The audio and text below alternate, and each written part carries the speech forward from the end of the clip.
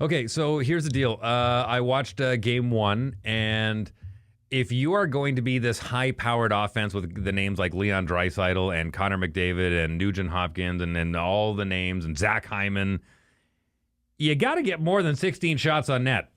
Sorry. Yeah, high-powered offense teams usually do that in a period. You know what I'm saying? Mm-hmm. Like that was, I don't know what hockey... I know Connor McDavid has done this whole, I'm going to change the way I go. Obviously, scoring a lot of goals doesn't help, so I'm going to let everyone else score goals. He got over 100 assists in a season. Only 3 other guys have done that, Bobby Orr, Wayne Gretzky, Mario Lemieux. Very elite company. I bet you Connor went going, all right, we're on the right track. I'm doing what I need to do, which is what a captain does.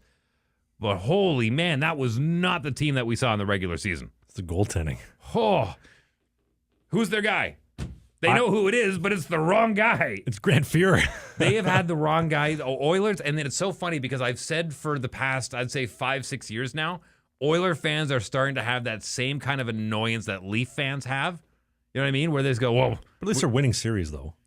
Sure. Kind of.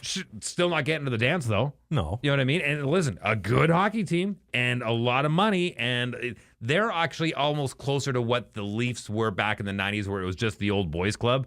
Hire a bunch of the old players, put Kevin Lowe in there, put McTavish in there, put Gretzky in there, put them all in there. Let's just have a good old time, boys, and watch some young guys skate around the ice. You got to get better goaltending. Number one. They've had the same problem as the Leafs. They don't know who their guy is.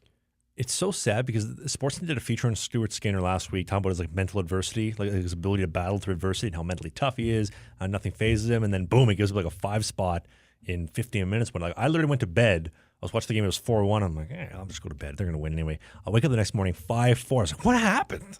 Well, here's the thing, though. Everyone forgets that despite the fact that the Vancouver Canucks are on their third goaltender, Johnson, that is still the team that was fighting for the once upon a time was fighting for the President's Cup, and we're fighting for the tops in the Western Conference with the Dallas Stars for a period of time. And the Jets, too. This is a good hockey team. They've been good all year.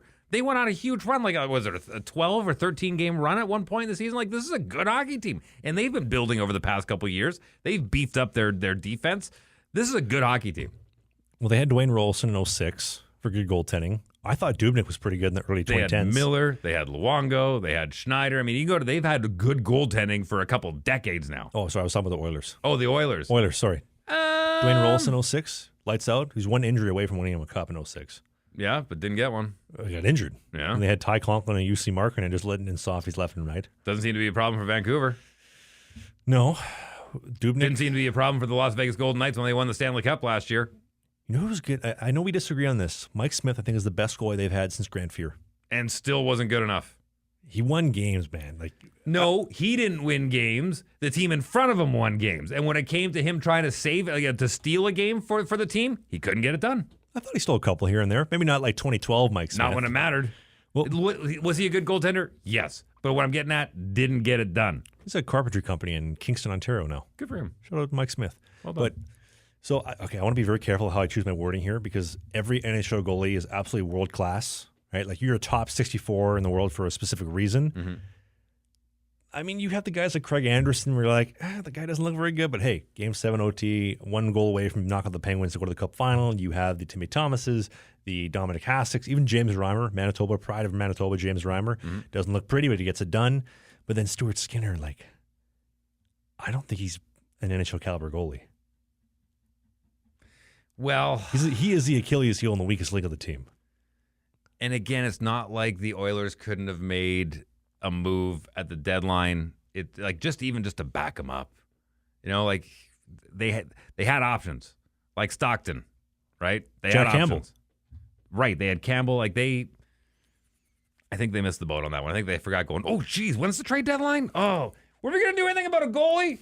We're good. You sure? All right. Apparently, we're good. It's like they forgot. There were guys out there. I would have even loved for them to go after Fleury. Maybe they did. But going after Fleury, just a guy with that much experience to back Matt Murray, somebody to go in there and at least go, just in case. And this may all be for naught if they go on and win this series. Well, we're recording Friday night. This is going to go up on Sunday morning, so we should be okay, unless there's like a massive blowout. Well, that's what I'm saying. Like moving forward, though, like moving forward for the rest of this series, for whatever it's at, I could be completely wrong. The Oilers could still go all the way. The Canucks still could go all the way, and I'm hoping that it being the last hope for Canada, I kind of hope they do. Or the Canucks, either or. Yeah, the Canucks or Oilers. That'd be great. We got a Canadian team in the conference final, Totally. which is nice. But I mean, last year he almost blew it against the Kings, especially with that muffin on the busted stick up to fill up the no. And then he blew the series against Vegas. Played well against the Kings, and now again, dude, like you can't be letting in just straight bombs from the blue line, those like softy fake clappers from the goal line, basically. Yeah, like it was tough. Like I don't want to speak about it because he's an NHL goalie. He's making I think $3 million, $4 million, and I'm not. I'm sitting here doing a podcast with Dave Wheeler, which is still a pretty good gig, but Could be worse. Hey, if you enjoyed this video, hit the subscribe button.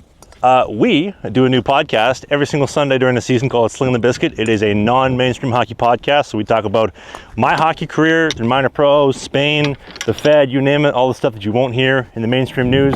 Music, Pop culture. politics, a little bit. Thanks for watching this video, and we'll see you soon.